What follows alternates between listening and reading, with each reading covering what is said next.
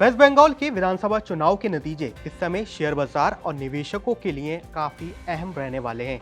कई exit poll में सरकार बदलने और कड़े मुकाबले की संभावना के बाद मार्केट में एक बार फिर से इलेक्शन स्टॉक्स की चर्चाएं शुरू हो चुकी हैं। तो ऐसे में अगर आप भी एक इन्वेस्टर हैं जो कि इलेक्शन स्टॉक्स में छोटे समय में ज़्यादा पैसा कमाने का मौका ढूंढ रहे हैं, तो वीडियो आप जैसे ही इन्वेस्टर्स के लिए है।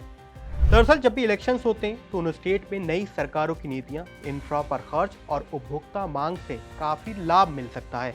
ऐसे में पश्चिम बंगाल जैसे राज्य में जो कि औद्योगिक और बुनियादी ढांचे के विकास की ओर देख रहा है, वहां पर ये चुनावी नतीजे सीधे तौर पर स्थानीय अर्थव्यवस्था और बड़े कॉरपोरेट दिग्गजों को प्रभावित कर सकता है। कुल मिलाकर बाजार को मजबूत और बिजनेस फ्रेंडली सरकार पसंद होती है। ऐसे में जब भी कोई इलेक्शन के बाद सरकार बदलने की उम्मीद होती है तो मार्केट में एक थोड़ा बहुत पॉजिटिव सेंटिमेंट जरूर बन जाता है। इसको आप पुराने एग्जाम्पल से भी समझ सकते हैं। याद कीजिए 2009 और 2014 के लोकसभा चुनाव के बाद जब मार्केट में चुनावी नतीजों के बाद शानदार रैली नजर आई थी।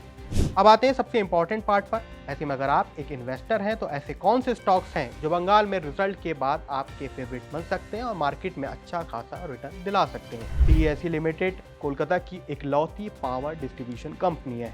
अगर नतीजे बदलते हैं और भाजपा की सरकार आती है तो बिजली सेक्टर में सुधार, टैरिफ रिवीजन और नई प्रोजेक्ट को मंजूरी मिल सकती है, क्योंकि सीईएससी कोलकाता और आसपास के इलाके जैसे कि हावड़ा, हुगली में बिजली सप्लाई की मोनोपोली हासिल रखती है।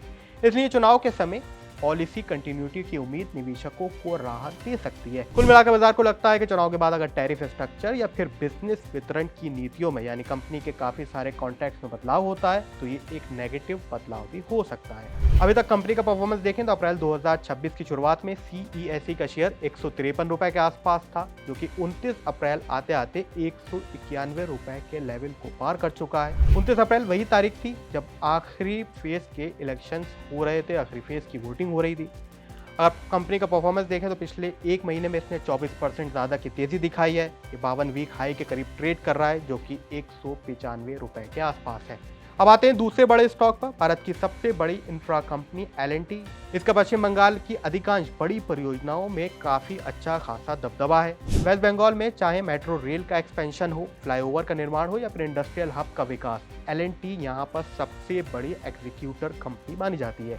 ऐसे में चुनाव के बाद राज्य की सरकार कनेक्टिविटी जैसे कि सड़क, मेट्रो और पुल में तेजी लाती है, इसमें ज्यादा इन्वेस्ट करती है, इंफ्रा में पुश करती है, जो कि कम से कम भाजपा सरकार की पॉलिसी पिछले 10-12 साल में रही है। तो इसका सीधा फायदा L&T को सबसे ज्यादा ऑर्डर मिलने की उम्मीद जताई जा रही है। अगर ओवरऑल देखें, बड़ी पिक्चर के तौर पर देखें तो ये स्टॉक केवल बंगाल से रिलेटेड नहीं है, पूरे भारत में इसके इंफ्रा में कई प्रोजेक्ट चलते हैं, तो यहाँ पर जोखिम कम रहेगा और स्टेबिलिटी अच्छी खासी रह सकती है। तीसरी अहम कैटेगरी उन स्टॉक्स की है जो कि वेस्ट बंगाल में सेंट्रल गवर्नमेंट की स्कीम जैसे कि आयुष्मान भारत को लागू होने के बाद फायदा हो सकता है। आपको बता दें कि अभी तक ममता बनर्जी ने अपनी सरकार की स्वास्थ्य साथी स्कीम की वजह से इस राज्य में यानी वेस्ट बंगाल में अभी तक आयुष्मान भारत लागू नहीं हुआ है। अब अगर आयुष्मान भारत जैसी स्कीम लागू होती है तो अस्पताल का खर्च का कवर मिलने से निजी और सरकारी अस्पतालों में मरीजों की संख्या और रेवेन्यू इन कंपनीज के लिए दोनों बढ़ सकता है।